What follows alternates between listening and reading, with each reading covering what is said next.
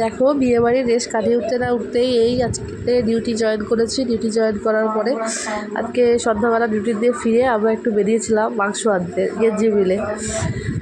তারপর বোন বললো যে চল একটু, তাহলে গেঞ্জি মিলে যখন এসেছি গেঞ্জি মিলের ভিতরে মার্কেটে ওই কসমেটিক্সের দোকানেতে চল একটু ঘুরে আসি। আর চল, বোনও এসেছিলো, শিবি এসেছিলো, বাড়িতে ঘুরতে এসেছিলো ওরা। দেখো আমরা যাচ্ছি গেঞ্জি মিল মধ্যে ঝিলমিল বলে একটা কসমেটিক্সের দোকান আছে, খুব সুন্দর সুন্দর জিনিসগুলো আছে। দেখো তোমাকে দেখাচ্ছি, হেয়ার ব্যান্ড, তারপর বাচ্চাদের ছোটো ছোটো ক্লিপ, গার্ডার, মানে প্রচুর খুব সুন্দর সুন্দর জিনিস তুলেছে। যেহেতু পুজো তো ওরা অনেক সুন্দর সুন্দর জিনিস তুলেছে। তারপর আমরা দেখছিলাম, আমি রাফিয়া দেখছিলাম হেয়ার ব্যান্ডগুলো খুব সুন্দর।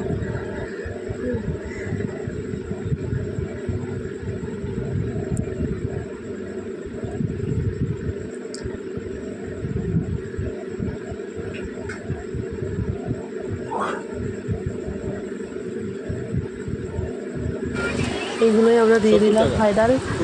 এই ক্লিপটা বোনের মেয়ের জন্য, তারপরে ও বোন দিল, ও একজনকে গিফট দেবে, তাই আমার একটা বন্ধু আসার কথা আছে, ওনার মেয়েকে দেবে, তাই এই জিনিসগুলো সব যেগুলো নিলাম আমরা সাইড করে নিলাম পছন্দ করে। দেখো গার্ডারগুলো খুব সুন্দর, কত কালারের গার্ডার ওর ভিতরে দেখতে।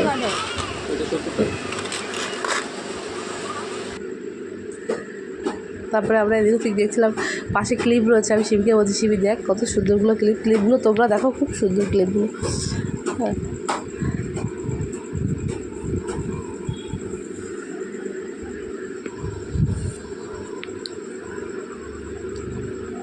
তারপরে আমার ওই বন্ধুটা এসে গেছে, আমি পিন্টু এসছে, রাফিয়া, সবাইকে। তারপরে একটু মাংস রান্না করলাম। এখনও সবে বসানো হয়েছে, এখনও কষানো হয়নি, কষাচ্ছিলাম মাংসটা। ওদেরকে একটু মাংস ভাত খাওয়াবো। আর ফাইনাল মাংস রান্নাটা হয়ে গেছে, দেখো কালারটা খুব সুন্দর এসছে। এইভাবে রান্না হয়ে গেছিলো। তারপরে আমি ওদেরকে খেতে দিয়েছিলাম, সেটা আর ভিডিও করা হয়নি। খুব আনন্দ হয়েছিল। যাই হোক, পরের দিন বিয়ে কাটার পর একটু খারাপই লাগছিলো, অত বাড়ির আনন্দ। তারপরে এই ওরা চলে যাচ্ছে, ওকে আগাতে গেছিলাম, বৌদ্ধগ্রামে থাকে, এই বৌদ্ধগ্রামে আগাতে গেছিলাম, এই আগিয়ে ফিরছি, এই ফেরার মুহূর্তটুকু। যাই হোক, গুড নাইট।